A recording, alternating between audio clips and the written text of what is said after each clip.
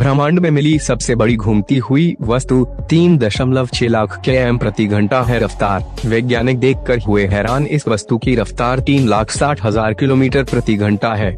वैज्ञानिकों का मानना है कि ब्रह्मांड में ऐसी कई घूमने वाली वस्तुएं मौजूद हैं।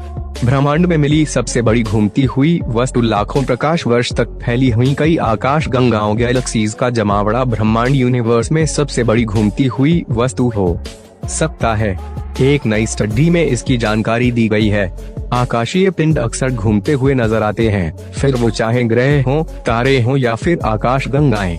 हालांकि आकाश गंगाओं का बड़ा क्लस्टर अक्सर धीमी रफ्तार से घूमता है। बहुत से रिसर्चर्स को लगा कि ब्रह्मांड के स्केल पर बड़ा क्लस्टर शायद इतनी रफ्तार पर रुक जाता है। जर्मनी में Leibniz institute for astrophysics Potsdam में एक कोस्मोलॉजिस्ट और स्टडी के सह-लेखक नोम लिबसकिंड ने इसकी जानकारी दी। लेकिन नई रिसर्च में लिबसकिंड और उनके साथियों ने पाया कि आकाश गंगाओं से बनी बड़ी ट्यूब्स जाहिर तौर पर घूमती हैं। उन्होंने कहा कि कुछ संरचनाएं इतनी बड़ी हैं कि उनके आगे पूरी आकाश गंगाएं धूल की कण जैसी दिखाई देती हैं। ये बड़ी ट्यूब्स आकाश गंगाओं के क्लस्टर की तुलना में बहुत बड़ी है। पहले किए गए रिसर्च में माना गया कि लगभग 13.8 अरब साल पहले बिग बैंग के बाद ब्रह्मांड का जन्म हुआ। इसके बाद ब्रह्मांड के अधिकांश ज्ञात पदार्थ को बनाने वाली अधिकांश गैस विशाल चादरें बनाने के लिए टूट गई।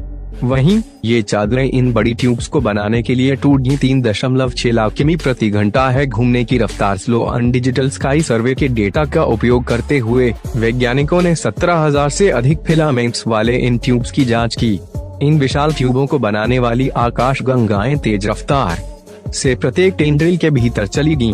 शोधकर्ताओं ने पाया कि जिस तरह से ये आकाश गंगाएं चलती हैं, उससे पता चलता है कि वे प्रत्येक फिलामेंट के केंद्रीय अक्ष के चारों ओर घूम रही हैं। शोधकर्ताओं ने तेजी से आकाश गंगाओं को इन टेंड्रिल्स के खोखले केंद्रों के चारों ओर घूमते हुए देखा। इस दौरान इनकी रफ्तार 3,60,000 किलोमीटर प्रति घंटा थी। वैज्ञानिकों का मानना है कि ब्रह्मांड में ऐसी कई घूमने वाली वस्तुएं मौजूद हैं। क्यों घूम रही हैं ये वस्तुएं? लिबसकिंड ने कहा कि बिग बैंग के दौरान ब्रह्मांड में घूमने की हरकत नहीं हुई होगी। ऐसे में इन फिलामेंट्स के घूमने के कारण जो कुछ भी है वह इतिहास में बाद में संरचनाओं के रूप में उत्पन्न हुआ होगा। इसके घूमने की एक कारण ये हो सकता है कि फिलामेंट्स का शक्तिशाली गुरुत्वाकर्षण गैस, धूल और अन्य चीजों को एक साथ खींच रहा है। इसकी वजह से ये चीजें फैलने लगी होंगी। उन्होंने कहा, फिर भी हम निश्चित तौर पर इस बात की जानकारी नहीं दे सकते हैं कि इनके घूमने का सटीक कारण क्या